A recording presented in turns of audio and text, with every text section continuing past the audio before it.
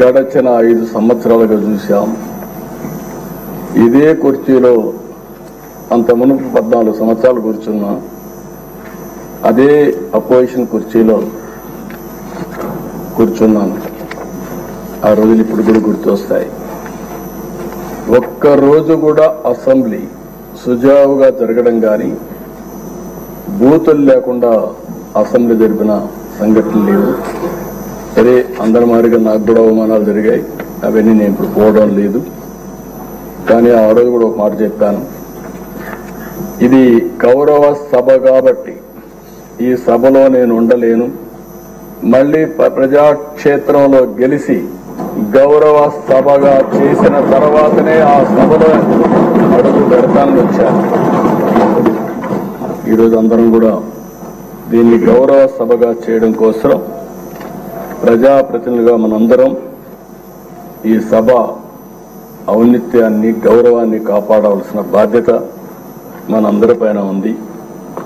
ఇక్కడుండే నిన్నటి వరకు మీరు ఏది మాట్లాడినా చలామణి అయింది. కానీ ఇప్పటి నుంచి ఆ కుర్చీలో కూర్చున్న తర్వాత ఆ కుర్చీ గౌరవాన్ని కాపాడుతూ మీ గౌరవాన్ని పెంచే విధంగా మీరు ముందుకు పోవాల్సిన అవసరం ఉందని చెప్పి కూడా డిప్యూటీ స్పీకర్గా వారిని కోరుతున్నా.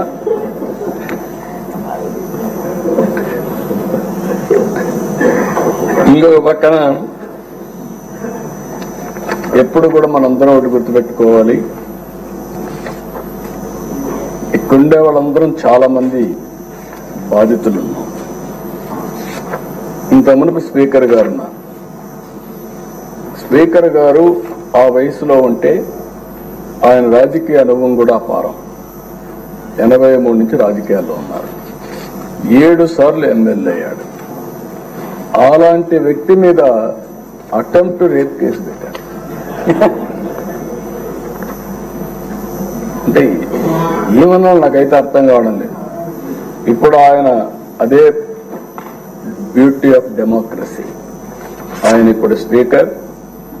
అదే మాదిరిగా ఈయన్ని చంపేయాలనుకున్న ఆయన ఇప్పుడు డిప్యూటీ స్పీకర్.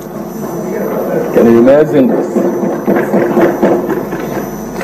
అందుకే ప్రజల్లో ప్రతి ఒక్క విషయాన్ని వాచ్ చేస్తారు.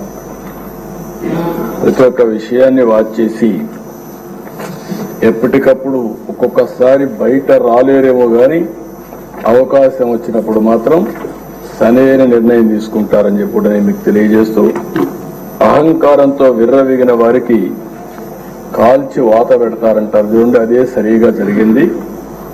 ఆ రోజు మాట్లాడినప్పుడు వై నాట్ 175 అంటే వై నాట్ 175 కాదు, నీకు ఇచ్చేది 11 అని చెప్పి 11 సీట్లతో గెలిపించారు.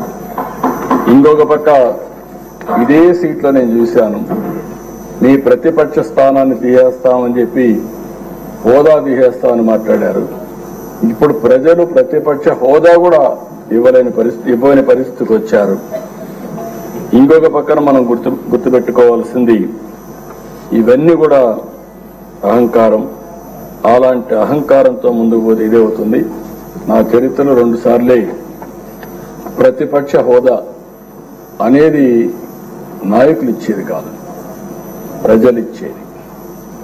అంటే ప్రజలు ఓట్లు వేసినప్పుడు 10% సీట్లు గెలిచి